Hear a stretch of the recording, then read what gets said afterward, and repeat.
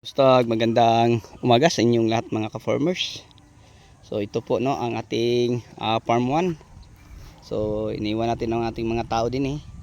So una lang ito isang araw sa ating farm to no, yung ampalaya sa ating farm to. So ito na po ang ating may update dito mga ka-farmers. So ang ampalaya din eh kunti lang, ang malaki din ng mga ka-farmers yung talong. Kasi tatlong area ang ating talong. May talong tayo diyan. No, may talong tayo diyan banda at meron din eh. So ang ating ampalaya mga ka-farmers ito po. Yan, ganyan nakatangkad. So madamo ang gitna. So madali lang itong linisin. And then ito ang sa ating ano. Yan, gumagapang na. Kasing tangkad lang doon. So ganun pa din mga ka-farmers, sobrang init no. Napakainit po. So may sprinkler kami. Pero hindi namin pwedeng gagamitin dahil napakalaki po ang bagsak sa tubig. Kaya ang aming mga ano ay masisira. So ngayon nandito po tayo sa ating taniman ng talong. So yan, binibisita natin mga ka-farmers, kararating lang natin. Halik sa isang area. So yan po mga ka-farmers, daming bunga. So bukas pwede na to ipitas bukas. Yan, napakadaming bunga mga ka-farmers ang ating talong. Yan. Hirap na ding daanan mga ka-farmers.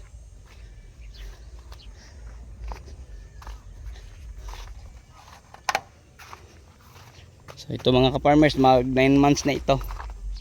Kailangan ng tali mga ka-farmers dahil maraming bunga.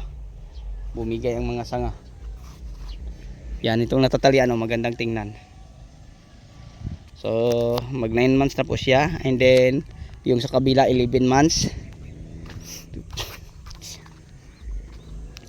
So kailangan na to, dito banda natatalian na Kaya magandang tingnan. Pero dito mga ka-farmers sobrang sikip. So ayan, pag matalian to ng mga sanga, imamawer tong gitna mga ka-farmers kasi napaka ano na ang damo. So ang tao din ng mga ka-farmers dinala natin sa kabila no. So kunti na lang sila din eh.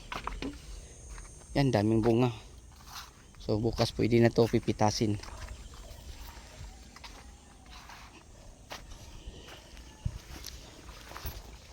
So umuwi lang ako dahil may binibili po ako na tubyo no.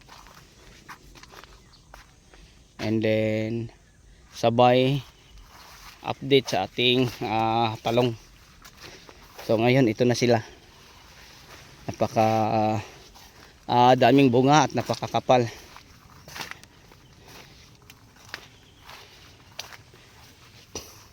Single row lang po ito mga ka-farmers. So yun ang ating talong na niraraton. Marami itong bunga sa ilalim. Yan.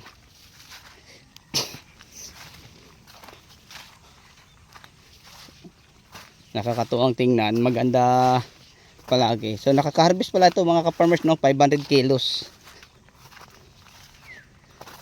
So bukas harvest na naman. Yan, daming bunga sa ilalim mo. Daming bunga mga ka-farmers ang ating talong.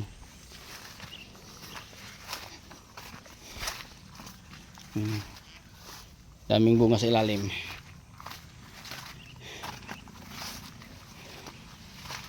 Yun po ang mai-update ko po sa inyo.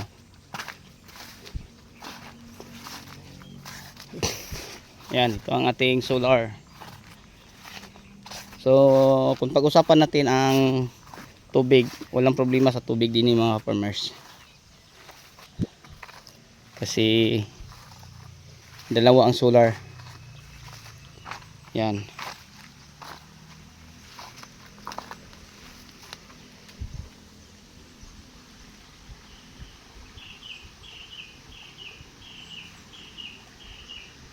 Yan ang source sa tubig naming pangdilig galing sa ilog.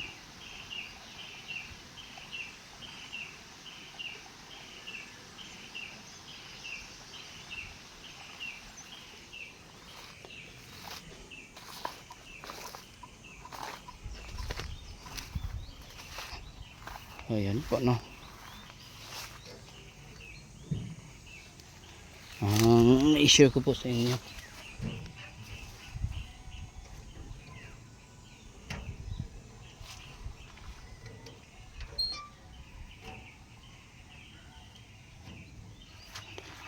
Yan ang ating solar.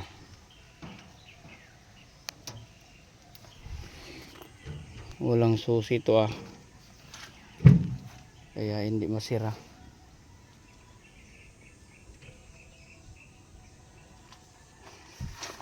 Okay, so yun lang po siguro mga ka-farmers, no, mga ka-viewers, ang may share at may update ko sa inyo sa umagang ito.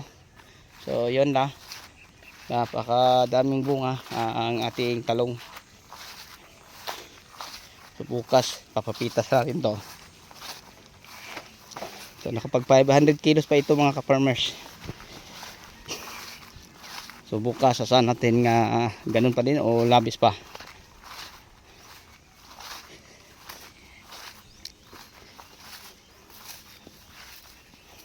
So ang variety ng ating talong Calixto. So yan, marami na tayong video din mga ka-farmers ko kung paano namin to ginagawa. So dito ang kulang yung tali na lang sa sanga. Ano, napakagandang tingnan ang dahon, napaka-birdy. Kasi kahit may katandaan na tuloy-tuloy pa din ang aming pag dilig ng fertilizer, pag-spray ng mga fungicide, insecticide at saka foliar. Kaya ganito sila kaganda.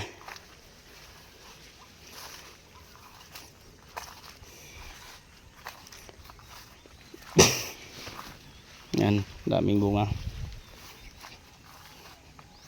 Okay, so yun lang ang may share at may update ko po sa inyo mga ka-farmers, no, sa umagang ito.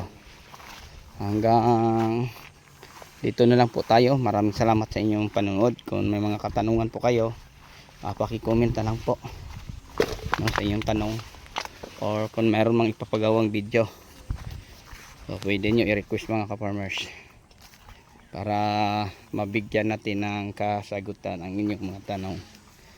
So yun muna siguro ang ma-share at may update ko po sa inyo sa umagang ito.